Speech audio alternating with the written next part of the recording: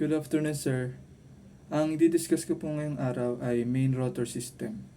Ang rotor system po ay ito po ay yung rotating blade na nagbibigay ng lift sa ating helicopter. Tapos po ang rotor po ay binubuo po ng tatlong parts. Ito po yung mast, hub, tsaka rotating blade. Nagsisimula po ang rotating movement sa mast po, papunta po sa rot, sa rot, rotor blade po. Yun po. Sunod naman po yung three basic classification ng rotor system po. Ito po yung rigid, semi-rigid, tsaka fully articulated po. Ang una po ay ang semi-rigid rotor system. Ito po ay rare design pero po nag-offer po ng best properties sa rigid at fully articulated system po ng ating helicopter.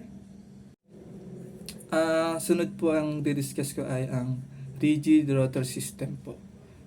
Ito po ay sa blade po ay wala po siyang hinge po na pwede pong mag-allow ng lead lag at flapping, at saka po meron din po itong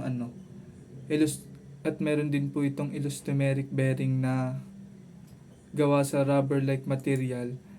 Ito po ay to allow the transmission of vertical force tsaka sa horizontal movement po ng aircraft po, ng helicopter po pag nasa air po. Yun po.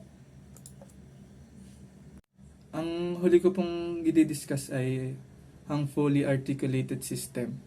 Dito po dito po nagbibigay naman po ng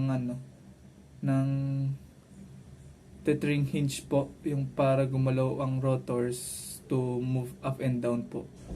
At dito rin po makikita natin ang hunting movement po na nagre-response sa Coriolis effect po kapag nagbago po ang rotational speed po ng ating helicopter. At yun po, maraming salamat, sir.